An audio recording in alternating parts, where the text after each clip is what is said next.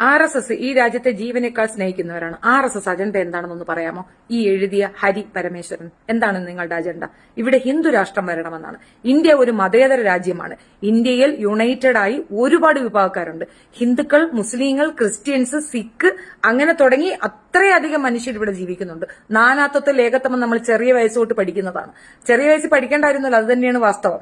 ഇത്രയധികം ഭാഷകൾ, ഇത്രയധികം സംസ്കാരങ്ങൾ, ഇത്രയധികം മതങ്ങൾ, ഇവരെല്ലാം യുണൈറ്റഡ് ആയി ഒരൊറ്റ സ്ഥാനത്തിലാണ് നമ്മൾ യുണൈറ്റഡ് ആയി നിൽക്കുന്നത് നമ്മളുടെ രാജ്യത്തിന് വേണ്ടിയിട്ട്. അതായത് നമ്മൾ ഇന്ത്യൻസ് ആണ് എന്നുള്ളത് കറക്റ്റ് അല്ലേ? RSS അതാണോ പറയുന്നത്? ഞാനാണ് വലുത്, എന്റെ മതമാണ് വലുത്, ഞങ്ങൾ ഹിന്ദുക്കളാണ് വലുത് എന്ന് പറയുന്നവൻ എവിടെയാണോ രാജ്യസ്നേഹം കാണിക്കുന്നത്? നിങ്ങൾ രാജ്യസ്നേഹികൾ എങ്ങനെയായിരിക്കണം എന്നറിയാമോ? എല്ലാവരും ഇന്ത്യൻസ് എന്ന് പറഞ്ഞാൽ അതൊരു വികാരമാണ്. അവരെ എല്ലാവരെയും ഞങ്ങൾ ചേർത്ത് പിടിക്കും, ഞങ്ങളുടെ രാജ്യത്തിന്റെ ഓരോ പൗരന്മാരെയും ഞങ്ങൾ ചേർത്ത് പിടിക്കും എന്ന് പറഞ്ഞാൽ കറക്റ്റാണ്. ആദ്യം നമുക്ക് ഒഴിവാക്കേണ്ടത് മുസ്ലിംസിനെയാണ്. കാരണം അവരുടെ യൂണിറ്റി മറ്റാർക്കുമില്ല, മറ്റൊരു വിഭാഗത്തിനുമില്ലാത്ത യൂണിറ്റി ഇസ്ലാമിനുണ്ട്. അതുകൊണ്ട് ആദ്യം അവരെ അങ്ങോട്ട് തീർത്ത് നശിപ്പിക്കുക. എന്നിട്ട് അടുത്തത് ക്രിസ്ത്യൻസ്, അത് കഴിഞ്ഞാൽ പിന്നെ കമ്പോഡിച്ച. നിങ്ങൾക്ക് ഈ ഒരു അജണ്ട നിങ്ങളുടെ സാധനത്തിൽ എഴുതി വെച്ചിരിക്കുന്നതല്ലേ? പിന്നെ എന്തടിസ്ഥാനത്തിലാണ് നിങ്ങൾ RSSകാർ പറയുന്നത് ഇതങ്ങനെയല്ല ഇതങ്ങനെയാണെന്ന്? പിന്നെ ഒരു കാര്യം കൂടെ ചോദിക്കാം, വഴിയെ ചോദിക്കാം. ഇപ്പോഴുള്ള എന്റെ ഈ ഒരു ചോദ്യത്തിന് പോലും നിന്റെ മറുപടി ഉണ്ടാവത്തില്ല, മനസ്സിലായില്ലേ? ഹിന്ദു രാഷ്ട്രം എന്ന ഒരു സാധനം ഇവിടെ നീ ഉണ്ടാക്കിക്കൊണ്ട് വരുന്നത് പോസിബിളേ ആകുന്ന കാര്യമല്ല, ഒരു കാരണവശാലും നടക്കത്തില്ല. അതിനു വേണ്ടിയിട്ട് ഇസ്ലാമിയരായി ഇവിടെ കാലങ്ങളായി ജീവിച്ചു വരുന്ന മനുഷ്യരെയാണ് ഈ ഇകഴ്ത്തി പറയുന്നത്. ഒരു തലമുറയല്ല, 10 തലമുറ മുമ്പേ ഇവിടെ ജീവിക്കുന്ന മനുഷ്യരുണ്ട്.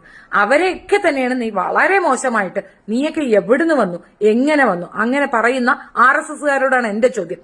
എന്നാണ് ജന്തുരാജ്യം ഉണ്ടായത്? എന്നാണ് ഹിന്ദു രാജ്യം ഉണ്ടായത്? എന്നാണ് ഇന്ത്യ ഉണ്ടായത്? യുണൈറ്റഡ് ആയി ബ്രിട്ടീഷുകാർ ഏകോപിപ്പിച്ച് കൊണ്ടുവന്ന ഒരു പ്രദേശം.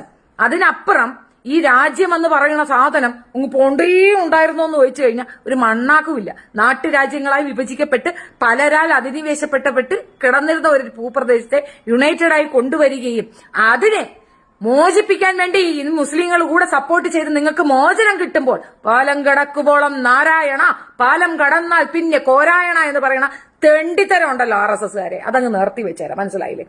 ശക്തിക്കാൻ ഇപ്പുറത്തുള്ളവർക്ക് ത്രാണിയുണ്ടെന്നും അവർക്ക് പെരുമാറാൻ അറിയാമെന്നും അവർക്ക് ആ ദേശീയ ബോധം ഉണ്ടാക്കി കൊടുക്കാൻ സാധിക്കുകയും ചെയ്താൽ പണി നീയൊക്കെ പാലും വെള്ളത്തിൽ വാങ്ങിക്കും.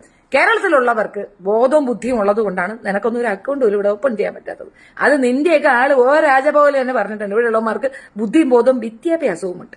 അതുള്ളത് കണ്ട് ഇവിടെ കയറി കൂത്തടിക്കാനൊക്കത്തില്ല.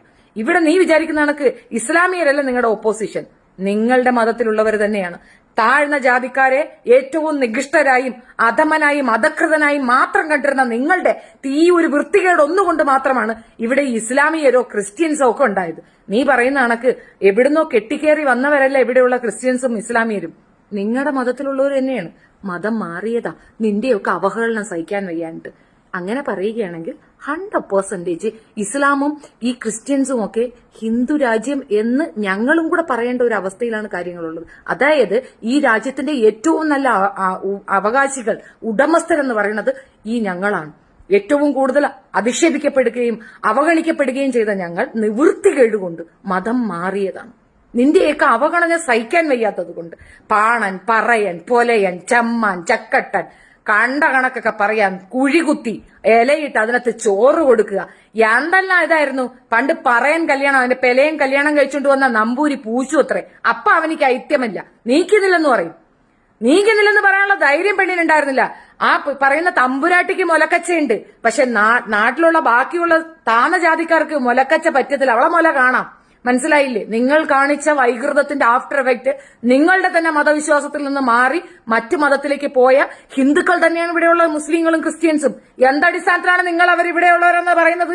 ഇവിടെ അല്ല എന്ന് പറയാൻ നിങ്ങൾക്ക് എന്ത് അധികാരമെന്നാണ് ചോദിച്ചത്? ഇവിടെ വന്ന തുലുക്കനും തുലുക്കച്ചിയൊന്നും ഇവിടെ വന്ന് പെറ്റുകൂട്ടിയതല്ല, അങ്ങനെ വന്ന് ഇവിടെ നാഷണാലിറ്റി എടുത്തവരുമല്ല. ഇവിടെയുള്ള മനുഷ്യർ തന്നെ അസഹനീയമായി സഹിക്കാൻ വയ്യാത്തതിന്റെ അങ്ങേ പാരമ്യതയിൽ അവർ തീരുമാനിച്ച തീരുമാനമാണ്. കണക്കായി പോയടാ കൊരങ്ങന്മാരെ, RSS തെണ്ടികളെ. മതിയാ പൊട്ടക്കാളി, നിന്റെ വീട്ടിലെ അയലത്ത് അവൻ വന്ന് താമസിക്കുകയാണ്, എന്നിട്ട് അവൻ നിനക്ക് ചോറ് തരുന്നു, ആഹാരം തരുന്നു, ഒക്കെ തരുന്നു, നിന്നെ കയറി ഭരിക്കുകയും ചെയ്യുന്നു. നീ സമ്മതിച്ചു കൊടുക്കും? നിന്റെ വീടാണ്. നിന്റെ വീട്ടിലെ അവസ്ഥയിലേക്ക് ഒരുത്തം കയറി വന്ന് ഇതുപോലെ തോന്നിവാസം കാണിച്ചാൽ പറ്റുമോ? നാളെ നിന്റെ വീട്ടിന്റെ മുറ്റത്ത് ഒരുത്തം കൊണ്ടുവന്ന് ടെന്റ് അടിച്ചിട്ട് ഇതെന്റെ വാപ്പാടയാണെന്ന് പറഞ്ഞാൽ നീ സമ്മതിച്ചു കൊടുക്കൂ? അത് എന്താണ് സ്വാതന്ത്ര്യം, എന്താണ് ഇതുപോലുള്ള അധിനിവേശം എന്ന് തിരിച്ചറിവുള്ളവർക്കല്ലേ പറ്റുള്ളൂ. പണ്ട് ഇവിടെ ബ്രിട്ടീഷുകാർ വന്ന സമയത്ത് എന്തായാലും ബ്രിട്ടീഷ് മരിച്ചുപോയ രാജ്ഞിയാണ് ശരിക്കും അങ്ങനെ ഒരു തിരിച്ചറിവുണ്ടാക്കി അവരാണ് അധിനിവേശങ്ങളെല്ലാം പിൻവലിച്ചത്. അല്ലാത്ത പക്ഷം ഏറ്റവും കൂടുതൽ അധിനിവേശം നടത്തിയത് ബ്രിട്ടൻ തന്നെയാണ്. അപ്പൊ അവര് ഇവിടെ ഉണ്ടായിരുന്ന സമയത്ത് അവർക്ക് വേണ്ടി വക്കാലത്തൂതി അവരുടെ ഷൂ നക്കികളായിരിക്കുന്നവർക്ക് എന്തധികാരമാണ് ഈ ജീവൻ കളഞ്ഞ് സ്വന്തം കുടുംബവും കളഞ്ഞ് എത്രയോ പേര് ജീവത്യാഗം ചെയ്ത് ഇവിടെ സ്വാതന്ത്ര്യം നേടിത്തന്നത്? അവരെ കുറ്റപ്പെടുത്താൻ എന്തധികാരമാണ് ഈ നാറിയേക്കുള്ളത്? കാക്കി ചട്ടയും ഇട്ട് കാക്കി പാന്റും ഇട്ട് കഴിഞ്ഞാൽ നീയൊക്കെ പോലീസായെന്നാണ് വിചാരം? അയ്യേ നാറികളെ, തീട്ട നിക്കറും ഇട്ടുകൊണ്ട് നടന്നു കഴിഞ്ഞാൽ നീയൊക്കെ അങ്ങനെ ആയിന്ന വിചാരം? ഒരു നല്ല കമന്റ് സഹാത്തി ഐഷഫീനക്കലക്ക് ചങ്കില്. സ്നേഹികളായ രാജ്യസ്നേഹത്തിന്റെ മൂർത്തിഭാവങ്ങളായ RSSന്റെ മറ്റേ ഐക്യമുന്നണിയായ BJPക്കാരൻ കുറച്ച് പട്ടാളക്കാരെ വെടിവെച്ച് കൊല്ലാനുള്ള സാധനം കൊണ്ടു കൊടുത്തല്ലോ. അതെന്തിനായിരുന്നു?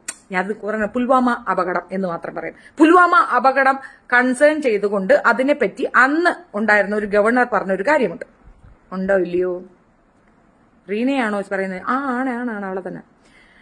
അന്ന് ഉണ്ടായിരുന്നു പുൽവാമ അപകടം അറിഞ്ഞുകൊണ്ട് നമ്മളുടെ പട്ടാളക്കാരെ കൊലയ്ക്ക് കൊടുത്ത സംഭവമാണ്. അത് ചെയ്തതാരാ?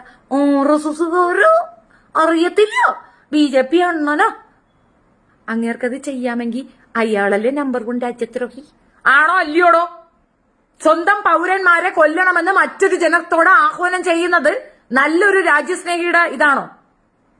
ഇവിടെ ഹിന്ദുക്കളും മുസ്ലിങ്ങളും ക്രിസ്ത്യൻസും സിഖുകാരും ഉണ്ട്. ഇവരെ എല്ലാം തന്നെ രാജ്യദ്രോഹികളാണ്, ഞങ്ങൾ കുറച്ച് ജന്തുക്കളാണ്, രാജ്യസ്നേഹികൾ, ബാക്കിയെല്ലാം തീർത്തു കളഞ്ഞേരെന്ന് പറയുന്നതിന് കലാപാഹ്വാനം എന്ന് പറയും. അങ്ങനെ ചെയ്യുന്നവൻ രാജ്യസ്നേഹിയാണോ രാജ്യദ്രോഹിയാണോ? അതെന്ന് പറഞ്ഞെന്നാണ്. നീ മണിപ്പൂർ കേസ് കൊണ്ടുവരുന്നുണ്ട് മാമ. എന്റെ പൊന്നും മാമച്ചി, മണിപ്പൂരിൽ എന്താ നടന്നതെന്ന് അറിയാമോ? മണിപ്പൂരിൽ തള്ളച്ചി പറഞ്ഞ ആ ഒരു പോയിന്റ് മാത്രമാണ്. ഞാൻ അത് മുഴുവൻ കേട്ടിരുന്നു. ഞാൻ മെനക്കെട്ടിരുന്ന് കേൾക്കും കേട്ടോ. എനിക്ക് ഭയങ്കര ഇഷ്ടം. ഇവള് മണ്ടത്തരം കേൾക്കുമ്പോൾ ഒരു സുഖ. പക്ഷെ ഈ ലാസ്റ്റ് പറഞ്ഞൊരു സാധനമുണ്ട്, അത് കേൾക്കാം അല്ലേ? കുറെ അങ്ങ് കേൾക്കണ്ട, അത് കേൾക്കാം. അത് കേൾക്കുമ്പോൾ അതിനാണ് ഒരു മറുപടി കൊടുക്കണം ഞാൻ വിചാരിച്ചിട്ട് വന്നത്. ചുരുക്കം പറയാം, മണിപ്പൂരിൽ കുറെ മേത്തക്കൂട്ടങ്ങളാണ് ഈ പ്രശ്നത്തിന് ഉണ്ടാക്കിയത്. മണിപ്പൂരിൽ കൊങ്ങികളും ഗിങ്കികളും അങ്ങോട്ടും ഇങ്ങോട്ടും അടികൂടി. അപ്പൊ മേത്തന്മാര് വന്നിട്ട് കുറെ പേരെ അവർ കൊന്നു. എന്നിട്ട് അത് കൊണ്ടുവന്ന് മറ്റൊരു തലയിട്ടു. എന്നിട്ട് അവരെ കൊണ്ട് ഇവരെ അടിപ്പിച്ചു, ഇവരെ കൊണ്ട് അവിടെ അടിപ്പിച്ചു. മൊത്തം കോംപ്ലിക്കേഷൻ ഇല്ലേ? ഇത് തന്നെയാണ് മാമ പറയുന്നത്. മാമച്ചി പറയണതൊക്കെ കറക്റ്റ് തന്നെ, ശരിയാണ്. അങ്ങോട്ടും ഇങ്ങോട്ടും തല്ലുകൂടി, ഇടയ്ക്ക് മേത്തന്മാരടി കൂടി. ശരി, സമ്മതിച്ച് എഗ്രീഡ്. മേത്തന്മാര് തന്നെ കുഴപ്പം. രാജ്യത്ത് ഒരു ഭരണ സംവിധാനമില്ലേ? നിയമം പാലിക്കേണ്ട നിയമപാലകരില്ലേ? ഒരു രാജ്യത്ത് കലാപം പൊട്ടിപ്പുറപ്പെട്ടാൽ അത് നിർത്തലാക്കാൻ കഴിവുള്ള തന്റേടമുള്ള ഈ ഭരണാധികാരി ഇല്ല എന്നതിന്റെ തെളിവല്ലേ 3 മാസം വരെ അണ്ണാക്കിൽ പിരിവെട്ടിക്കൊണ്ടിരുന്ന ഒരു പ്രധാനമന്ത്രി നമുക്കുണ്ടായിരുന്നത്? ഇയാൾ അണ്ണാക്കിൽ പിരിവെട്ടിയായിരുന്ന? ഇയാൾക്കെന്താ വായിലൊന്നും വരത്തില്ലയോ? എന്തുകൊണ്ട് അതിനെതിരെ ആക്ഷൻ എടുത്തില്ല? ഒരു ദിവസം ഇടന്നുള്ളൂ ഹമാസ് അവിടെ വെടിവെച്ചപ്പോ ഉടനെ ഇവിടെ ഞാൻ ഇസ്രായേലിന്റെ ഒപ്പം കൊടയും വാലും തുണിയും പൊക്കിക്കൊണ്ട് പോവുകയാണ് പാപ്പ. ഇവിടെ നടന്ന കാര്യങ്ങൾക്ക് അയാൾക്കൊരു പ്രശ്നമില്ല. 3 കൊല്ലം 3 മാസമായിട്ട് ഒരു പെണ്ണുങ്ങളെ ബലാത്സംഗം ചെയ്യുന്ന റോട്ടി കൊണ്ട് നടക്കുന്ന അവസാനം ലോകരാജ്യങ്ങളെല്ലാം ശ്രദ്ധിച്ചുകൊണ്ട് ലോക മാധ്യമങ്ങളെല്ലാം ഈ ഒരു വാർത്തയെ എടുത്ത് ബൂസ്റ്റപ്പ് ചെയ്ത് വന്നപ്പോ തലവേദന കൊണ്ട് നാണക്കേട് കൊണ്ട് അത് ഒതുക്കാൻ വേണ്ടി ഇറങ്ങി പുറപ്പെട്ട പ്രധാനമന്ത്രിയാണ് നമ്മുടെ ഓർത്തോണം. കലാപം ഉണ്ടാകും, സ്വാഭാവികം. ആക്രമണം ഉണ്ടാകും, സ്വാഭാവികം. ഒന്നിച്ച് കുറെ ജനതകൾ ഒന്നിച്ച് താമസിക്കുമ്പോൾ തല്ലും പിടിയുണ്ട്. നമ്മൾ സ്വന്തം വീട്ടിൽ സഹോദരങ്ങളും ഇടി കൂടുന്നില്ലേ? പിന്നെയാണോ? 2 വിഭാഗക്കാർ അവരുടെ ആശയങ്ങൾ തമ്മിലുള്ള തകരാറ് വരുമ്പോൾ അവർ തമ്മിൽ തല്ലുകൂടും, സ്വാഭാവികമാണ്. അതൊക്കെ നിർത്തലാക്കാനാണ് ഇവിടെ നിയമം ഉണ്ടത്. അത് നിർത്തലാക്കാനാണ് നിയമപാലകരെ വെച്ചിരിക്കുന്നത്. അവരെ എടുത്തുപയോഗിക്കാൻ ആപ്റ്റ് ആയിട്ടുള്ള കളക്ടേഴ്സ് ഉണ്ടാവും. കളക്ടർക്ക് ഗൈഡ് ലൈൻ കൊടുക്കാൻ മന്ത്രിമാരുണ്ടാവും. ഈ മന്ത്രിമാരെയൊക്കെ നയിക്കുന്നത് മുഖ്യമന്ത്രിയും ആ മുഖ്യമന്ത്രിയെ നയിക്കുന്നത് പ്രധാനമന്ത്രിയുമാണ്. അപ്പൊ ഇത്രയും വകുപ്പ് തലങ്ങൾ, ഇത്രയും ആൾക്കാർ ഇവിടെ ഉണ്ടായിട്ടും ഒരു സംസ്ഥാനത്ത് 3 മാസക്കാലമായി പീഡനങ്ങളും ആക്രമണങ്ങളും തമ്മിത്തല്ലും തീവെപ്പും തീവെട്ടിക്കൊള്ളയും നടക്കുമ്പോ നിശബ്ദത പാലിച്ചു എങ്കിൽ മൗനമായി അതിന് സമ്മതം കൊടുത്തു എന്നല്ലേ അർത്ഥം? അയാളാണോ രാജ്യസ്നേഹി? അയാള് രാജ്യദ്രോഹി അല്ലേ അനിയ? മറുപടി ഉണ്ടാ? വെച്ചോളെന്ന് പറഞ്ഞിട്ട് കോൺഗ്രസ് ആയിരുന്നു അവിടെ ഭരിച്ചുകൊണ്ടിരുന്നതെങ്കിൽ നിന്റെയൊക്കെ വീട്ടിൽ കോൺഗ്രസ് കുറെ കാലം ഭരിച്ചു മോളെ. അപ്പോഴൊന്നും ഇല്ലാത്തൊരു ജാതി സ്പർദ്ധത അല്ലെങ്കിൽ എന്താ പറയണേ, ഈ ഒരു വല്ലാത്ത തരം ഒരു വികാരം അതുണ്ടാക്കി കൊടുക്കാൻ ഇവർക്ക് സാധിച്ചിട്ടുണ്ട്. കോൺഗ്രസ് ഭരിച്ചിടത്തൊന്നും ഈ പ്രോബ്ലം ഉണ്ടായിട്ടില്ല. കോൺഗ്രസ് ഇപ്പൊ നിന്റെ ആളുണ്ടല്ലോ പ്രധാനമന്ത്രി, അങ്ങേരാണ് ലോകത്ത് വെച്ച് ഏറ്റവും കൂടുതൽ കലാപത്തിന് പിന്നെ നേതൃത്വം കൊടുത്ത ആളായിട്ട് തീരുമാനിക്കപ്പെട്ടു. അതായത് ഗിന്നസ് ബുക്കിൽ കിട്ടും. ഗിന്നസ് വേൾഡ് റെക്കോർഡിൽ ഇടം നേടാൻ പറ്റുന്ന തരത്തിൽ കലാപങ്ങൾ അയാളുടെ ഭരണകാലത്ത് ഉണ്ടായിട്ടുണ്ട്. അയാൾ ഭരിച്ചിരുന്ന സമയത്ത് ഏറ്റവും കൂടുതൽ കലാപങ്ങൾ ഉണ്ടായിട്ടുള്ളത് പിന്നെ അയാൾ ഭരിച്ച സമയത്താണ്. അപ്പൊ അയാൾക്ക് ആ ഒരു കാര്യത്തിൽ ഗിന്നസ് വേൾഡ് റെക്കോർഡ്, അത് അങ്ങനെ ഒരു റെക്കോർഡ് എന്തായാലും ഈ പറയുന്ന കോൺഗ്രസ്സുകാർക്ക് ഉണ്ടായിരുന്നില്ല. ഞാൻ കോൺഗ്രസ്സുകാരിയല്ല, പക്ഷെ പറയുന്നതാണ്. മലരും കണ്ടേനെ. എടാ നിന്റെയൊക്കെ വീട്ടിൽ നീയൊക്കെ കുന്തിരിക്കം പുകച്ചേനെ. അവിടെ കോൺഗ്രസ് ആയിരുന്നു ഭരിച്ചുകൊണ്ടിരുന്നെങ്കിൽ കേന്ദ്രത്തിൽ കോൺഗ്രസോ കമ്മ്യൂണിസ്റ്റോ ആയിരുന്നു ഭരിച്ചുകൊണ്ടിരുന്നതെങ്കിൽ നിന്റെയൊക്കെ വീട്ടിൽ അരിയും മലരും കണ്ടേനെ. ക്രിസ്ത്യാനിയെ, കള്ള ക്രിസ്ത്യാനിയെ, കള്ള ക്രിസ്ത്യാനി. ഇവളെ പേരേതാണ്ട് റീന KUNN എന്നാണ്.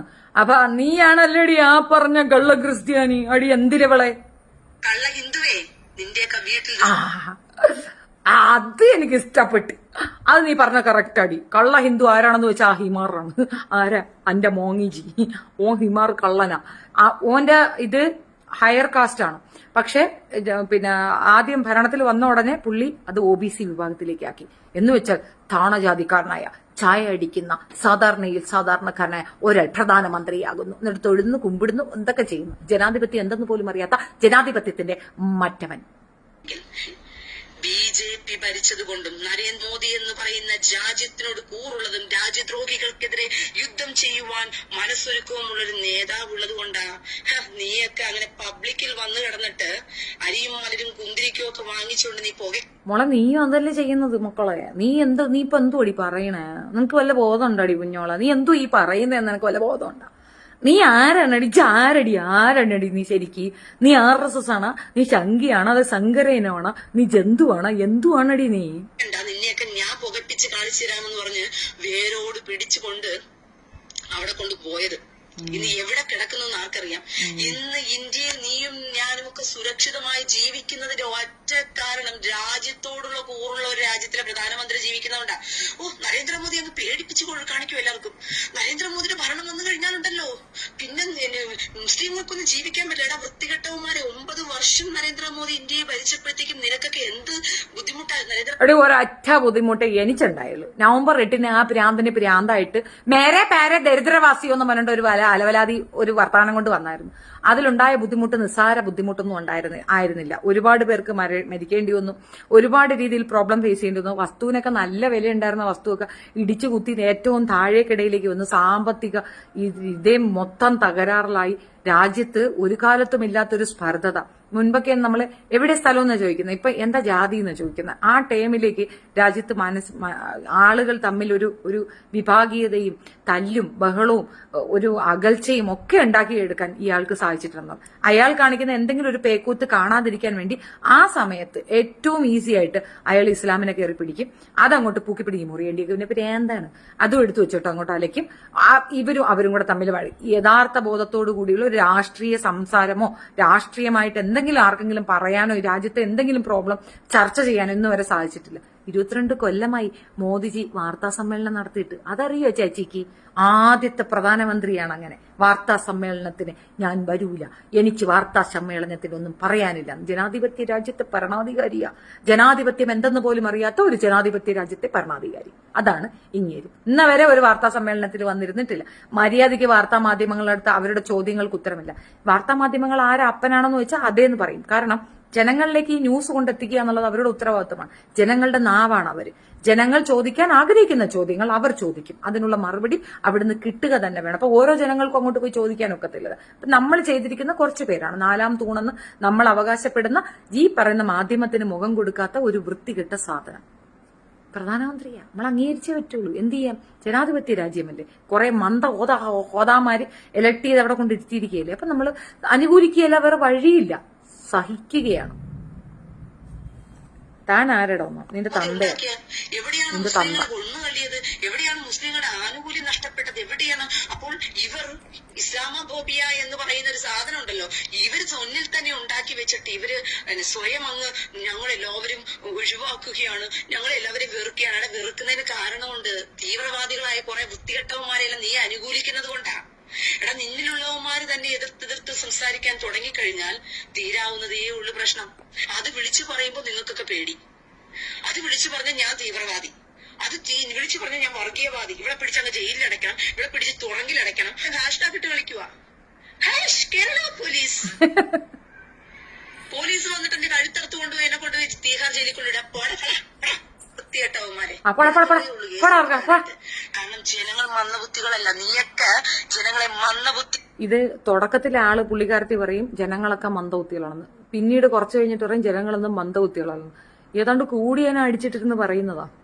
നല്ല ഫസ്റ്റ് ക്ലാസ് സാധനം കിട്ടുന്നുണ്ട് ഇസ്രായേലിൽ, അതൊരു തിരിച്ചറിവാണ്. പുള്ളിക്കാരത്തി നമ്പർ എടുത്തുനിന്ന് ഡയൽ ചെയ്ത് ആവശ്യമുള്ളവർക്ക് സപ്ലൈ കിട്ടുന്നതായിരിക്കും എന്നാണ് ഞാൻ വിചാരിക്കുന്നത്. നീ അവളുടെ സ്വഭാവം അനുസരിച്ച് കൊടുക്കൂലെന്നൊന്നും എനിക്കറിയത്തില്ല. നല്ല കൂടിയനം കഞ്ചാവ് അടിച്ചിട്ടുള്ള വർത്താന. മന്ദബുദ്ധികളാക്കി പതുക്കെ പതുക്കെ അവരുടെ തലച്ചോറുകളെ നീയൊക്കെ തിന്നു, കാർന്ന് തിന്നു നീ. മതേതരം നമുക്ക് മാത്രം, നമ്മന്റെ മതത്തിന് മാത്രം. ഹിന്ദു കുട്ടികളും ക്രിസ്ത്യാനി കുട്ടികളും സ്കൂളിൽ പഠിക്കുന്നില്ലേ? കെട്ടണം, രണ്ടു പക്കവും റിബൺ കെട്ടണം. പക്ഷെ നമ്മന്റെ മതക്കാരുടെ മക്കള് ഹിജാബ് ധരിച്ചുകൊണ്ട് വ്യത്യസ്തമായിട്ട് പള്ളിക്കാതിരിക്കണം. എന്നാൽ നമ്മന്റെ മതത്തിന് പ്രത്യേക സ്കൂൾ ഉണ്ടാക്കി വെച്ചു. അതൊക്കെ ഉണ്ടടി ഈ പോത്തുകാലിയോടത്തടി. പോത്തുകാലി അങ്ങനെയൊക്കെ ഉണ്ട്. ക്രിസ്ത്യൻസിനും സ്കൂളുണ്ട്, മുസ്ലിംസിനും സ്കൂളുണ്ട്, അവിടെയൊക്കെ ഉണ്ട്. അവർക്കും അവരുടേതായ ചട്ടങ്ങളും രീതികളും ഒക്കെ ഉണ്ട്. അവിടെ പോകുന്ന കുട്ടികൾ തലയിൽ തട്ടിടണം, നിങ്ങളെ കൊണ്ട് അവിടെ പോകാക്കത്തില്ല. ഇത് പൊതു വിദ്യാഭ്യാസ കേന്ദ്രങ്ങളിൽ ഇങ്ങനെ ഒരു പ്രശ്നമുള്ളത് അത് ആ പെണ്ണ് പറയണ ഏകദേശം ശരിയാണ് കേട്ടോ. അതൊരു പോക്കത്തര പരിപാടിയാണ്. പക്ഷെ നിങ്ങളും അങ്ങനെ ഉണ്ട്, ഇല്ലെന്നൊന്നും പറയരുത്. എനിക്ക് ഒരു സ്കൂളുണ്ട്. പിന്നെയാണ് മതേതരം പറയുന്ന ഹിന്ദുവിന്റെയും ക്രിസ്ത്യാനിയുടെയും സ്കൂളിൽ കൊണ്ടുവന്ന് നീ പഠിപ്പിക്കുന്നേ. ഹിന്ദുവിന്റെയും ക്രിസ്ത്യാനിയുടെയും സ്കൂളിൽ നീ വിട്ട് നീ മക്കളെ പഠിപ്പിക്കുന്നുണ്ടെങ്കിൽ, മതേതരമാണെന്നുള്ള അർത്ഥത്തിലാണ് നീ പഠിപ്പിക്കുന്നുണ്ടെങ്കിൽ, അവരൊരുമിച്ച് യൂണിഫോം എന്ന് പറയുന്ന ഒരു സംഭവം കൊടുത്തിരിക്കുന്ന എല്ലാവരും തുല്യരാണെന്ന് കാണിക്കാൻ വേണ്ടിയിട്ടാ. മതസൗഹാർദ്ദം നീ അവിടെയാ കാണിക്കും. അവിടെയാണ് പ്രശ്നം. ഹിന്ദുവിന്റെയും ക്രിസ്ത്യന്റെയും സ്കൂള്, അതേത് സ്കൂളിന്റെ അപ്പം ഉണ്ടാക്കിയ സ്കൂളാ. ഗവൺമെന്റ് സ്കൂൾ എന്ന് പറയുന്നത് എല്ലാ പൗരന്മാരുടെയും അവകാശമുള്ള ഒരു സ്ഥലമാണ്. അതിനകത്ത് ഹിന്ദു ജന്തു എന്നൊന്നും വ്യത്യാസമൊന്നുമില്ല. അത് ഹിന്ദുക്കളുടെയും ക്രിസ്ത്യൻസിന്റെ ആരെന്ന് നിന്റെ അടുത്ത് ആരാ പറഞ്ഞേ? ഇവള് എന്തോ ചെയ്യാൻ? എടി ഏത് സ്കൂളിലടി നീ പഠിച്ചത്? അവിടെ നിന്റെ തലയിൽ കുഞ്ഞിന്റെ തലയിൽ തട്ടമിട്ട് ഞങ്ങളുടെ കുഞ്ഞുങ്ങൾ സ്പെഷ്യൽ ആണ്, അതുകൊണ്ട് സ്കൂളിൽ ഞങ്ങളുടെ കുഞ്ഞിനെ അതിതീവ്രമായ ഇസ്ലാമിക വിരുദ്ധത കൊണ്ട് പെണ്ണുമ്പളെ തല വെട്ടിപ്പൊളിച്ച് തല പൊട്ടിത്തെറിക്കാൻ എല്ലാ ചാൻസും ഉണ്ട്. പെണ്ണുമ്പളെ ഞാനൊരു കാര്യം പറയാം, നല്ല ആഹാരം നമ്മളെ വയറ്റിന് കൊടുത്താൽ നമ്മുടെ വയറ് സെക്യൂർ ആയിരിക്കും. ചീത്ത ആഹാരം കൊടുത്താൽ വയറിളകി അല്ലാതെ വെർബൽ ഡയറിയ ഇപ്പം നീ നടത്തില്ല അതുപോലെയൊക്കെ ആയിപ്പോവും. നീ നല്ല സാധനങ്ങൾ തലച്ചോറിന് കൊടുത്താൽ നിനക്ക് നല്ലതുണ്ടാവും. നീ ഇതുപോലുള്ള തോന്നിവാസം ഏത് നേരം ഇസ്ലാമിനെ നോക്കിയിട്ട് ഇങ്ങനെ കൊക്കറി കാണിച്ചോണ്ടിരുന്ന ഇത് മുഴുത്ത അസൂയല്ലടി മൂത്തേവി. അങ്ങനെയല്ലേ ഫീൽ ചെയ്യുന്നത്? മുഴുത്ത അസൂയ. അവരുടെ യൂണിറ്റി കണ്ടിട്ട്, അവരുടെ ഫിനാൻഷ്യൽ സെറ്റപ്പ് കണ്ടിട്ടുള്ള ഒരു തരം തിരയിളക്കമാണ്, ഒരു വിരയിളക്കം. ഇത് സാധാരണ ആളുകൾക്ക് ബാക്കിൽ കൂടെയാണ് ഈ വിര പോകുന്നത്, ഇവക്ക് വായി കൂടെ പോകുന്നു. അത്ര വ്യത്യാസമേ ഉള്ളൂ. ഇന്ത്യ മഹാരാജ് നിനക്ക് മാത്രം എന്താ സ്പെഷ്യല്? കോളേജിൽ ഹിജാബ് അല്ല നിനക്കാണോടി പിന്നെ സ്പെഷ്യല്? അല്ലല്ല വലാതി മോളെ വിഷയത്തിൽ പറഞ്ഞ് നമ്മുടെ നാട്ടില് മാധ്യമങ്ങൾ കരഞ്ഞു മെഴുകിയ നാണം കെട്ടവന്മാരെ. ഹിന്ദുവിനെ ജന്തു എന്ന് വിളിക്കാൻ നീ ആരടി? വന്നല്ല ഏടാ ജന്തു. ഞാൻ ജന്തു എന്ന് വിളിച്ചാ നീ കൊണ്ടേ കേസ് കൊണ്ടേ കേസ് ഇട. നീ ഏതാടാ ജന്തു? ജന്തു എന്ന് വിളിച്ചടാ പോടാ എഴുന്നേച്ചി. ആദ്യം ആരാണ് ഹിന്ദു എന്ന് പറഞ്ഞാണ് നീ ഒന്ന് പറഞ്ഞതാണ്. നീ ഏതാ ജാതി അതൊന്ന് പറഞ്ഞതാണ്. എന്താ ബ്രാഹ്മണൻ, ക്ഷത്രിയൻ, പലയൻ, പാണൻ, പുറയൻ ഇങ്ങനെ എടുത്തല്ലേടാ പറയേണ്ടത്. അങ്ങനെ പറഞ്ഞാ ശരി. അതുകൊണ്ടാണ് ജന്തു എന്ന് ഏകീപിച്ച നീ പറഞ്ഞതാ. ജന്തു അല്ലേ നീ? ഒരു ജന്തു അതറിയത്തില്ലല്ലേ? അനിമലാണ് നീ. ഹ്യൂമനെ അനിമൽ എന്നാ പറയാ. ഒന്നിനെ തന്തയുടെ പേരൊക്കെ വിളിക്കുന്നതാ മധു തണ്ടി. പോടാ സംഗി. നിനക്കൊക്കെ അല്പ തലച്ചോറും ബോധവുമില്ലേ? മധുവിന്റെ അടുത്ത് നമ്മന്റെ മക്കള് മാത്രം സമൂഹത്തില് നമുക്ക് പ്രത്യേക ആനുകൂല്യം കിട്ടുന്നതായിട്ട് നമ്മുടെ സമൂഹം. അപ്പൊ പിന്നെ യൂണിഫോം എന്തിനാ വെച്ചിരിക്കുന്നത്? എടീ നാറി, നമ്മന്റെ മക്കൾക്ക് മാത്രമല്ലടി ആനുകൂല്യം. സംവരണമുള്ളത് അതർ ബാക്ക്വേർഡ് കമ്മ്യൂണിറ്റി എന്നാണ്. അത് ഈഴവാസ് തൊട്ട് സ്റ്റാർട്ട് ചെയ്യുമ്പടി പൊട്ടക്കാളി. ഈഴവാസിന് 23% അപ്പൊ അവർക്ക് കിട്ടുന്നത് അത് മെജോറിറ്റി അല്ലേ? കേരളത്തില് 26% ഇസ്ലാമിയരെങ്കിൽ 23%. എടാ ഈ മധു എന്ന് പറയണ മോനെ എടുത്ത് തൂരെ എറിയടാ. ശല്യം ഫേസ്ബുക്കില. നിന്റെ അമ്മയുടെ പേരാണ് ഈ എഴുതി വെച്ചിരിക്കുന്നത്. തക്കാളി മോനെ പോടാ തക്കാളി. എടാ തക്കാളി മോനെ നിനക്ക് അസൂയല്ലേടാ? മുസ്ലിങ്ങളെ കാണുമ്പോ നിനക്ക് കുരുവെട്ടുന്നല്ലേടാ? കുരുപൊട്ടി നാറി അസൂയ പിടിച്ചവനെ തക്കാളി മോനെ. ബാക്കി കൂടെ കേൾക്കണോടാ നിനക്ക് തക്കാളി മോനെ. തക്കാളി അമ്മയുടെ തക്കാളി ഞാൻ പറഞ്ഞോണ്ട് വന്ന മറന്നുപോയി. യൂണിഫോം ഇല്ലാതെ അങ്ങ് ജീവിച്ചാ പോരെ?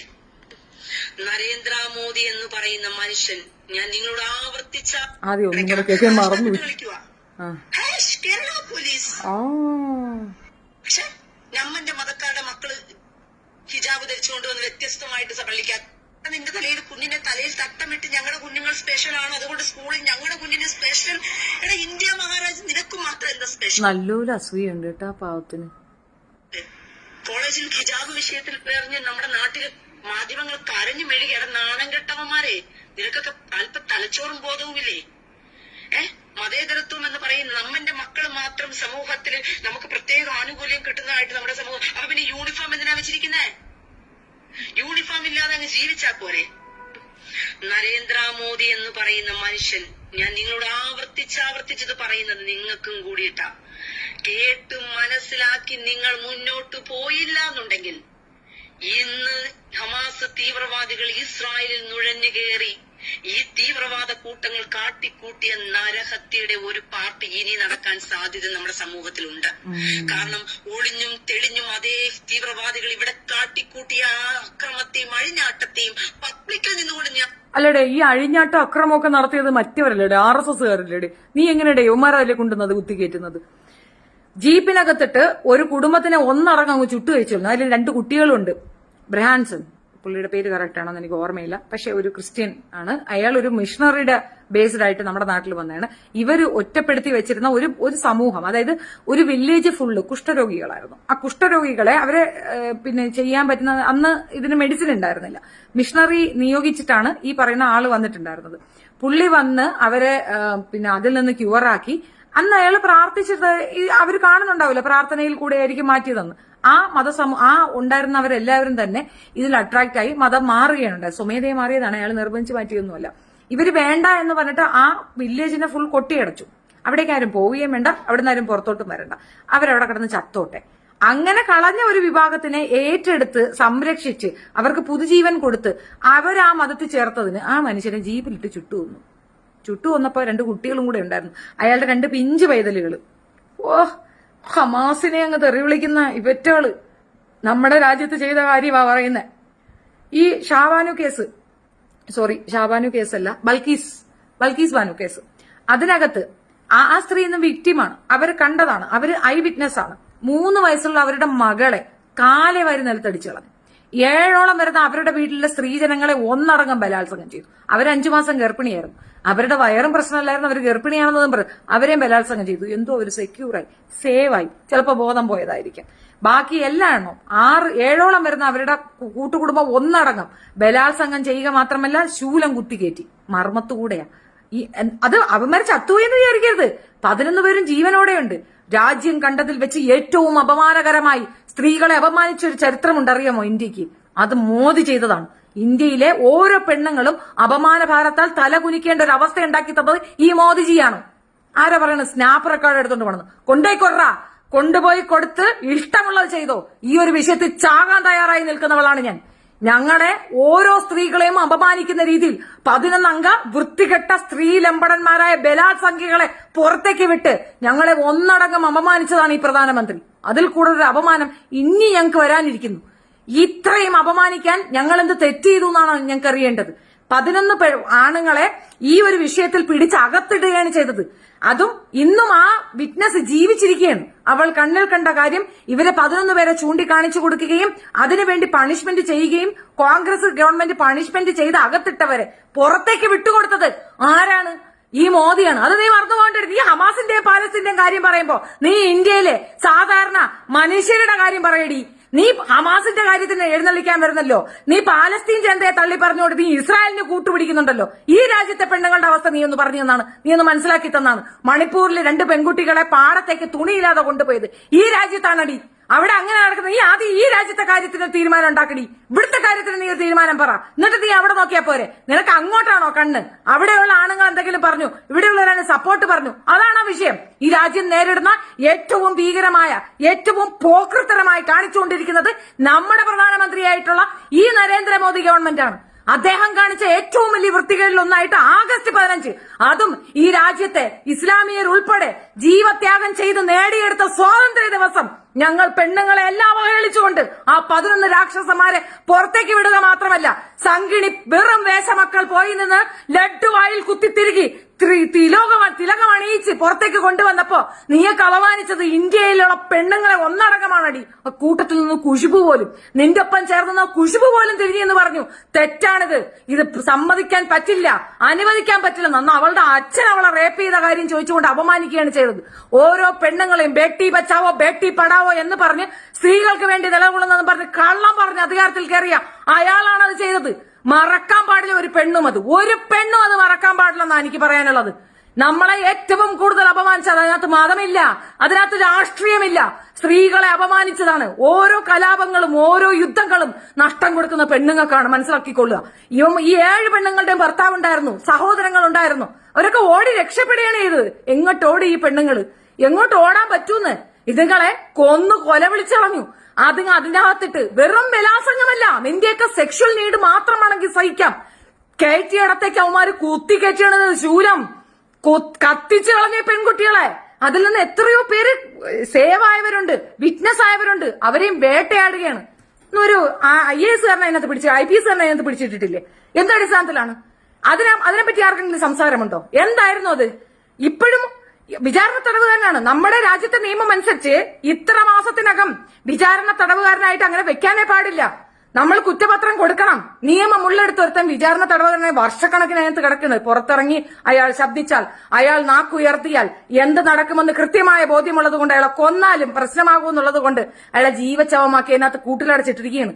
സ്ത്രീകൾക്കെതിരെ ഏറ്റവും മ്ലേച്ഛമായി, ഏറ്റവും വൃത്തികെട്ട രീതിയിൽ, സ്ത്രീകൾ അപമാനിക്കുന്ന രീതിയിൽ, സ്ത്രീകൾ അപമാനിക്കപ്പെടുന്ന രീതിയിൽ ഈ രാജ്യത്ത് ഒരു ഭരണം നടക്കുന്നത് BJP ഭരണമാണ്. അത് മനസ്സിലാക്കാതെ അതിന് നിന്നുകൊണ്ട് ഒപ്പീസ് പറയണ നാറി നക്കാളി മോള്. ഇവള് റീന അലക്സോ, പേരുകൊണ്ട് എനിക്കൊന്ന് ക്രിസ്ത്യൻ ആണെന്ന്. അവിടെ നടന്നത് മുഴുക്ക ക്രിസ്ത്യൻ വേട്ടയല്ലായിരുന്നോ? ക്രിസ്ത്യാനിറ്റി അല്ലേ അവര് ഉപദ്രവിച്ചതും ദ്രോഹിച്ചതും? വലിയ ദൈവങ്ങളായിട്ട് വായിച്ചുകൊണ്ടിരുന്ന ആ പള്ളികളിനകത്തേക്ക് ഇടിച്ചു കയറി പള്ളികൾ നിലം പരിശാക്കി. നമ്മൾ ഈ നോർത്ത് സൈഡ് നിങ്ങൾ കാണാത്തത് കൊണ്ടാണ്. ഒന്ന് പോയി നോക്കണം. മനുഷ്യന് ഏറ്റവും അത്യാവശ്യമുള്ളത് ആഹാരമാണ്. ഒരു മനുഷ്യൻ ജീവിച്ചിരിക്കാൻ ആദ്യം വേണ്ടത് ആഹാരം തന്നെയാണ്. വസ്ത്ര സ്വാതന്ത്ര്യവും ആഹാര സ്വാതന്ത്ര്യവും വിലക്കുന്ന ഒരു ഭരണം അത് BJP-കാരുടേത് മാത്രമാണ്. ഇവിടെ ഇങ്ങനൊരു നിയമം പണ്ടേനെ ഉണ്ട്. ഗോവധം നിരോധിച്ചിട്ടുണ്ട്. ശരിയാണ്. ഗോക്കളെ പാലിക്കുന്നവരും ഗോക്കളെ സംരക്ഷിക്കുന്നവർക്കും ഗോവധം അനിവാര്യമല്ലാത്ത ഒരു സാധനം തന്നെയാണ്. ബാക്കിയുള്ളവർക്ക് ഇത് ഭക്ഷണമാണെങ്കിൽ അങ്ങനെ ചെയ്യാം. അതിൽ പശുക്കളെ ചെയ്യരുതെന്നാണ്, കാളയെ ചെയ്യരുതെന്നല്ല, പശുക്കളെ ചെയ്യുന്നു. ഗോവധം നിർബന്ധമായും നിർത്തലാക്കിയ ഒന്നാണ്. അത് കോൺഗ്രസ് ഗവൺമെന്റ് ഉള്ളപ്പോ തന്നെ ചെയ്തതാണ്. അത് ഇവർ കൊണ്ടുവന്ന നിയമമൊന്നുമല്ല, തെറ്റായി ധരിക്കല്ലേ. പക്ഷേ അത് നിർബന്ധമായി നടപ്പിലാക്കുകയും അനാവശ്യമായ ആളുകളുടെ ഉള്ളിലേക്ക് വർഗീയത കുത്തിക്കയറ്റി കൊടുക്കുകയും ഒക്കെ ചെയ്തത്. ഇന്ന് ഞാനൊരു സുഹൃത്തിന്റെ വീട്ടിൽ പോയിരുന്നു. ഏറ്റവും കൂടുതൽ കമ്മ്യൂണിസ്റ്റ് കുടുംബമാണത്. പക്ഷെ അവിടുത്തെ ആയമ്മ എന്നോട് പറഞ്ഞത് അതിഭീകരമായിട്ട് എനിക്ക് തോന്നി. അവർ ഭയങ്കര കൊലസ്ത്രീയാണ്. അവരെന്നോട് ചോദിച്ചതാണ് എന്താ കഴിക്കാൻ ഇഷ്ടം. അപ്പൊ എനിക്ക് ഇറച്ചി ഇഷ്ടമല്ല, അതായത് എനിക്ക് ബീഫ് ഇഷ്ടമില്ല. കഴിച്ചാൽ എനിക്കത് പ്രോബ്ലം വരും. പക്ഷെ അവർക്കത് ഭയങ്കര സന്തോഷമാണ് തോന്നിയത്. ഐ തിങ്ക് അവര് വിചാരിച്ചത് ഞാൻ അവരെ റെസ്പെക്ട് ചെയ്ത് പറഞ്ഞാണെന്ന്. നോ, എനിക്കിത് കഴിച്ചാൽ അലർജിയാണ്, അലർജറ്റിക് ആണ്, ഇറച്ചികളൊന്നും എനിക്ക് പാടില്ല. അപ്പൊ ഞാനത് വേണ്ടാന്ന് പറഞ്ഞു. അപ്പൊ അവര് അത് കഴിക്കണ്ട. അവർക്ക് പോലും ഞാൻ പിന്നെ അമ്മയോട് ചോദിച്ചു എന്തിനാ അങ്ങനെ പറഞ്ഞു. അത് ഹിന്ദുക്കൾ കഴിക്കാൻ പാടില്ല. എവിടെ വന്ന് നിൽക്കുന്നു? എന്താണ് ഗോവധം? എന്തുകൊണ്ടാണ് അതിനെ നിർബന്ധമായി നീക്കിവെച്ചത്? എന്തിനാണ് അത് നിരോധിച്ചത് എന്ന് പോലും അറിയാതെ ബ്ലൈൻഡ്ലി ഈ മതത്തിനെ ബൂസ്റ്റപ്പ് ചെയ്തും ഇന്ന് ഇല്ലാത്ത വർഗീയത ഈ മനുഷ്യർക്ക് തലയിൽ കുത്തിക്കയറ്റി കൊടുത്തതും നരേന്ദ്രമോദി സർക്കാർ തന്നെയാണ്. അത് അറിയാതെ അതിന് വേണ്ടിയിട്ട് സപ്പോർട്ട് പറയണത് പോരാ, ബാക്കിയുള്ളവരെ ഒന്നടങ്കം അങ്ങോട്ട് കൂടടച്ചങ്ങ് തെറി വിളിക്കുക. അവള് എന്തടിസ്ഥാനത്തിലാണെന്ന് അറിയത്തില്ല. നിനക്ക് പ്രാന്താണോടി എക്കച്ചി മോളെ? നിനക്ക് അത്രയ്ക്ക് എന്തിരച്ചി മോളെ? നിനക്ക് പ്രാന്താണോടി? നീ സപ്പോർട്ട് ചെയ്തോടി, നീ കൊണ്ട് നടന്നോ, അത് കുഴപ്പമൊന്നുമില്ല. പക്ഷെ ബലാത്സംഗം ചെയ്യുമ്പോഴത്തേക്ക് നീ റീന അലക്സ് ഇനി വാടീനെ വിളിക്കുള്ളൂ. അവരപ്പോഴും ഹിന്ദു വിഭാഗത്തിനെ മാറ്റി നിർത്തും. എനിക്ക് തോന്നില്ല ഇനി അവരെ മാറ്റി നിർത്തൂല്ലോ എന്നുള്ളത്. കിട്ടുമ്പോ ആരെയായാലും ഇവർക്ക് അതേ ഉള്ളൂ. ബലാത്സംഗികളാണ് അവര്. ബലാത്സംഗമാണ് അവരുടെ ഏറ്റവും നല്ലത്. സംഘം കാവലുണ്ടെന്ന് പറഞ്ഞാൽ ബലാത്സംഗം ചെയ്യാൻ കാവലുണ്ടെന്നാ അവർക്ക് അതേ അറിയുള്ളൂ. അതാ ചെയ്യാറ്. ഈ ബാക്കി ഏത് മതവിഭാഗത്തിനെതിരെ നമ്മൾ പറഞ്ഞാലും സഹിഷ്ണുതയില്ലെന്ന് പോട്ടെ, അവർ തെറി വിളിക്കാതെ വിട്ടു. ഇതങ്ങനെയല്ല, കൊന്നുകളയും. ഗൗരി ലങ്കേഷ്കർ സ്ത്രീയാ, കൊന്നുകളഞ്ഞ വെറ്റാള്. ജാമിത ടീച്ചർ ജീവിച്ചിരിക്കുകയല്ലേ? എത്ര കാലങ്ങളായ സ്ത്രീ കിടന്ന് ഇസ്ലാം മതത്തിനെ തെറി വിളിക്കുന്നവരോടെ ഇരിപ്പുണ്ടായില്ലയോ? ലിബി ഹരി ക്രിസ്ത്യാനിറ്റിക്കെതിരെ എന്നും കേസും വഴക്കുമായിട്ട് നടക്കുന്ന ഒരു സ്ത്രീയാണ്. അവള് ചത്തില്ലല്ലോ, അവള് ജീവിച്ചിരിക്കില്ല. സഭ വിചാരിച്ച എന്നേ കൊന്നുകളയാം. മേരി റോയ് കേസിന് പോയി, സഭയ്ക്കെതിരെയാണ് പോയത്, ഒരു സമയം വിട്ടില്ല. ആ സ്ത്രീ ജീവിച്ച് അവര് അന്ത്യകാലഘട്ടത്തിൽ, അതായത് അവസാന കാലഘട്ടത്തിൽ അവരുടെ വാർദ്ധക്യ സഹജമായ കാരണങ്ങൾ മരണപ്പെട്ടു എന്നല്ലാതെ സഭ അവരെ കൊന്നില്ലല്ലോ. കൊന്നത് ഒരൊറ്റ ടീമേ ഉള്ളൂ, കൊല്ലുമെന്ന് പറയുന്നത് ഒരൊറ്റ ടീമേ ഉള്ളൂ, അത് RSS ആണ്. നിങ്ങളോളം ഭീകരരും നിങ്ങളോളം വൈരാഗ്യ ബുദ്ധിയുള്ളവരും നിങ്ങളോളം തീവ്രവാദികളും ഇനി ജനിക്കാനിരിക്കുന്നു. നിങ്ങൾ അത്ര നികൃഷ്ട ജന്തുക്കളാണ്. കൂടെ ഇരുന്നു കൊണ്ട് കുത്തിക്കാൽ വെട്ടുന്ന വെറും വിഷ ജന്തുക്കളാണ്. അല്ല എന്ന് പറയാൻ തർക്കിച്ചോണ്ട് വാടാ. ഇവിടെ ഏതോ ഒരുത്തൻ തർക്കിച്ചോണ്ട് വന്നായിരുന്നല്ലേ. തീവ്രവാദികൾ നമ്മുടെ നാട്ടിലുണ്ടെന്ന് തെളിയിച്ചു തന്നു. അതേടി തീവ്രവാദികളാണ് നിന്റെ അപ്പനും നീയും. ജയൻ ജയദേവൻ മണിപ്പൂർ അടഞ്ഞ അധ്യായം. എടാ വൃത്തികെട്ടവന്മാരെ, നീയൊക്കെ മെഴുകി കരയാൻ വേണ്ടിയിട്ട് എടുത്തുകൊണ്ട് വരുന്ന ആയുധം മണിപ്പൂരാണെന്ന് എനിക്ക് നന്നായിട്ട് അറിയാം. മനസ്സിലായോ? ഇതൊക്കെ നിന്നോടൊക്കെ പറഞ്ഞു ചെയ്ത കാര്യമാണ്. നിനക്കൊന്നും തലച്ചോറിൽ പറഞ്ഞാൽ നിനക്ക് മനസ്സിലാകത്തില്ല. എടാ വൃത്തികെട്ടവന്മാരെ, നാട്ടിൽ ചർച്ച ചെയ്യാതെ പോയൊരു വിഷയമുണ്ട്. കേരള മാധ്യമങ്ങളൊന്നും ചർച്ചയ്ക്ക് വെക്കാത്തൊരു വിഷയമുണ്ട്. മണിപ്പൂരിനെ ആളി കത്തിച്ചത് ആരാണെന്ന് കൂടിയുള്ളത് മനസ്സിലാക്കണം. മണിപ്പൂരിൽ മേത്തികളും കുക്കികളും തമ്മിൽ നിന്നുള്ള രണ്ട് സമൂഹങ്ങൾ തമ്മിൽ നടന്ന അടിയാണ്. അതിനെ സംഘപരിവാറിന്റെ തലയെ കൊണ്ട് നീയൊക്കെ കെട്ടിവെച്ചിട്ട് നീ അങ്ങ് രസിച്ചു. മേത്തി വിഭാഗത്തിൽ 2 ലക്ഷം വരുന്ന മുസ്ലിങ്ങളെല്ലാം നീയൊക്കെ വൈറ്റ് വാഷ് അടിച്ചു. എടാ ഇവന്മാരിൽ 10 പേരുണ്ടെങ്കിൽ തന്നെ നാട് മുടിഞ്ഞു പോകുമെന്നുള്ള കാര്യം ഉറപ്പാ. പലസ്തീനികൾ എല്ലാരും കൂടി കയറിയിട്ടാണോ ഇസ്രായേൽ ഈ അഴിഞ്ഞാടിയിട്ട് പോയത്? ഈ ഒരു പോയിന്റാണ് ഞാൻ സംസാരിക്കാൻ ആഗ്രഹിച്ചത്. ഇതിനകത്ത് അവർ പറയുന്നത് എന്താണെന്ന് പറഞ്ഞാൽ, ഇതിനകത്ത് ഗ്രാജുവലി പറയുന്നത് മുസ്ലിംസ് ആണ് അവിടെ പ്രശ്നം ഉണ്ടാക്കിയത്. മേത്തികളും കുക്കികളും തമ്മിലുള്ള അടിയിൽ ഇടയ്ക്ക് കുറച്ച് മുസ്ലിംസ് അതിനകത്ത് കയറി അങ്ങനെ പ്രശ്നം ഉണ്ടാക്കുന്നത് കളവാണ് പ്രചരിപ്പിക്കുന്നത്. എനിവേ ഞാനത് സമ്മതിച്ചു കൊടുക്കുന്നു. അവരുടെ ആ കളവിനെ ഞാൻ സപ്പോർട്ട് ചെയ്യുന്നു. ശരി, അവിടെ മുസ്ലിംസ് തന്നെയാണ് ആ കലാപം നടത്തിയത്, സമ്മതിച്ചു. മേത്തികളുമല്ല കൊക്കികളുമല്ല, മുസ്ലിംസ് തന്നെയാണ്. ഭരണാധികാരി എവിടെ പോയിരുന്നു? രാജ്യത്തൊരു ഭരണാധികാരി ഉണ്ടോ? ഇവിടെ ഒരു നിയമവ്യവസ്ഥയുണ്ടോ? ഇവിടെ പോലീസും പട്ടാളവും ഉണ്ടോ? ഉണ്ടെങ്കിൽ 3 മാസം നീണ്ടു നിൽക്കുമോ ഒരു കലാപം? സംസ്ഥാനം മൊത്തം എത്ര സംസ്ഥാനം ഉണ്ടെന്നാണ് നമ്മളെ ഇന്ത്യയിൽ? എല്ലായിടത്തും നടന്ന കാര്യമില്ല, ഒരു സംസ്ഥാനത്ത് മണിപ്പൂരിൽ നടന്ന ഒരു കാര്യം മാത്രമാണ്. അത് നിർബാധം നടക്കട്ടെ എന്ന് കയ്യയച്ച് വിട്ടുകൊടുത്തു. ഭരണം കിട്ടണമെങ്കിൽ ചിലരെ കൊല്ലണം, ഭരണം കിട്ടണമെങ്കിൽ ചില സമയങ്ങളിൽ എങ്ങനെ വേണം. പുൽവാമ അപകടം അത് ഞാൻ പറഞ്ഞതല്ല, അത് പറഞ്ഞതൊരു ഗവർണറാണ്. അയാളുടെ ഭരണ സമയത്ത് അധികാരത്തിലിരുന്ന ഗവർണറാണ് തിരിച്ചു മാറി പറഞ്ഞത്. എന്നെ കൊണ്ട് ചെയ്യിച്ചതാണ്, എന്നോട് സൈലന്റ് ആയി ഇരിക്കാൻ പറഞ്ഞതാണ്. അപ്പോ അത് നിർബന്ധമായും മനഃപൂർവ്വമായും നരഹത്യ നടത്തിയ ഒരു വ്യക്തിയാണത്. ഇവിടെ ഇതേപോലെ സുപ്രീം കോടതി വിധി വന്നു ഇങ്ങനെ വെറുതെ വിട്ടെന്ന്. ഒരു വിധി വരണമെങ്കിൽ ഒരു കേസ് ഉണ്ടാവണ്ടേ? ആ കേസ് എന്തായിരുന്നു? നരഹത്യക്കെതിരെയാണ് കേസ്. എന്താണ് കേസ്? ഗുജറാത്തിലുള്ള ഒരു സമൂഹത്തെ മൊത്തം കൊന്നുകളയാനായിട്ട് ആഹ്വാനം കൊടുത്തു. അയാള് ഭരിച്ചുകൊണ്ടിരുന്ന സമയത്ത് ഇങ്ങനെ ഒരാൾ അവിടെ പൊസിഷനിൽ ഇരിക്കുന്നത് നമ്മൾക്ക് എത്രമാത്രം സുരക്ഷിതത്വം ഉണ്ടാക്കുമെന്ന് പൊതുജനം ചിന്തിച്ചാൽ മതി. റീന പറയണത് നമ്മൾ കണക്കിലെടുക്കണ്ട. റീനയ്ക്ക് നല്ല ഭ്രാന്ത, ഉച്ചഭ്രാന്തും പച്ചഭ്രാന്തുമാണ്. അത് ഈ പറയുന്ന കള്ളം തിരുത്തി മാറി പറഞ്ഞു കൊടുക്കാൻ ആർക്കും ധൈര്യമില്ല എന്നൊരു തോന്നലായിരിക്കും റീന ഈ അലപ്പൊക്കെ അലക്കുന്നത്. റീന പറയുന്ന കളവുകളിലാണ് ഞാൻ ഇൻ ടു ദ പോയിന്റിലാണ് പറയണത്. ആദ്യം തന്നെ CN പിരിച്ചുകൊടുത്തു, ഇസ്രായേലിൽ നിന്ന് പാലസ്തീനെ പിരിച്ചുകൊടുത്തു എന്നാ പറയണ. അല്ല, പാലസ്തീനും ഇസ്രായേലിനെയും സമമായി, അതായത് അവർക്ക് വേണ്ട പോർഷൻ എവിടെ വേണമെന്ന് ചോദിച്ചുകൊണ്ട് അന്ന് പിരിച്ചു കൊടുത്തു. പക്ഷെ അന്ന് പാലസ്തീനിൽ നിന്നാണ് ഇസ്രായേലിന് ഒരു പോർഷൻ കൊടുത്തിട്ടുള്ളത്, അല്ലാതെ റീന പറഞ്ഞതുപോലെയല്ല. ചരിത്രം വളച്ചൊടിക്കുകയാണ് ചെയ്തത്. രണ്ടാമത് ഈ പറഞ്ഞ മണിപ്പൂർ വിഷയം, മണിപ്പൂരിൽ നടന്നത് മുസ്ലിംസ് തന്നെയാണെങ്കിൽ പോലും, അങ്ങനെ നടന്നിട്ടില്ല എന്നുള്ളത് വസ്തുത ആണെങ്കിൽ പോലും ഈ ഭരിക്കുന്ന ഭരണകക്ഷി ഒരു കാരണവശാലും അതിനെ സപ്പോർട്ട് ചെയ്യാൻ പാടില്ലായിരുന്നു, മിണ്ടാതെ സൈലന്റ് ആയിരിക്കാൻ പാടില്ലായിരുന്നു. എപ്പം അവരുടെ മൗനം എപ്പം വെടിഞ്ഞു എന്നറിയാമോ? ആ പെൺകുട്ടികളെ പാടത്തേക്ക് കൊണ്ടുപോകുന്ന സീൻ ലോക മാധ്യമങ്ങളുടെ ശ്രദ്ധ നേടിയ സമയത്ത് വേറെ നിവർത്തിയില്ലാതെ വായ തുറന്ന കുക്കി മോനാണ് നമ്മളുടെ ഭരണാധികാരി എന്നുള്ളത് നമ്മൾ മനസ്സിലാക്കുക. അത്രയേ ഉള്ളൂ. അതിനപ്പുറം ഈ പറയുന്ന ചേഷ്ടകളും കോഷ്ടകളിലും ചിലയിടങ്ങളിൽ ഞാൻ യോജിക്കുന്നുണ്ട്. മെജോറിറ്റി പോക്കൃതരമാണ് ഈ സ്ത്രീ പറയുന്നത്, പോക്കൃതരം. ഇതിന് കാരണക്കാരായിട്ടുള്ളത് ഞാൻ പറഞ്ഞല്ലോ, കുറെ തീവ്രവാദ മെന്റാലിറ്റി ഉള്ള കുറെ ഇസ്ലാമിയരുണ്ട്. അവർ തന്നെയാണ് ഇതിന് കാരണക്കാരായിട്ട് കൊണ്ടുകൊടുക്കുന്നത്. പിന്നെ മെയിൻ ആയിട്ട് RSSകാരുടെ ഒരു വായ്ത്താളമാണ്. നിങ്ങൾ കേരളവിടുന്ന് വന്നിരുന്നു ഒന്നുമല്ലട പടച്ചുകളെ, ഞങ്ങൾ ഇവിടെ ഉള്ളവർ തന്നെയാണ്. ഞങ്ങൾ ആരും വന്നൊട്ടികളല്ല, ഞങ്ങൾ വരത്തരുമല്ല, ഞങ്ങൾ ഈ രാജ്യത്തെ ആൾക്കാർ തന്നെയാണ്. പക്ഷെ ഞങ്ങൾക്ക് നിങ്ങളുടെ മതം ഇഷ്ടമില്ല, അതുകൊണ്ട് ഈ മതം വേണ്ട എന്ന് ഉപേക്ഷിച്ചിട്ട് മറ്റേ മതത്തിൽ അട്രാക്ട് ആയി അങ്ങോട്ട് കയറിപ്പോയതാണ്. അപ്പൊ മനസ്സിലായില്ലേ എന്താണ് തായ് വഴിയെന്ന്? ഞങ്ങളാരും വന്ന് തുർക്കിയിൽ നിന്നും അമേരിക്കയിൽ നിന്നും വന്നവരല്ല, ഈ രാജ്യത്തുള്ളവർ തന്നെയാണ്. ഇതിന്റെ യഥാർത്ഥ അവകാശികൾ ഞങ്ങളാണ്.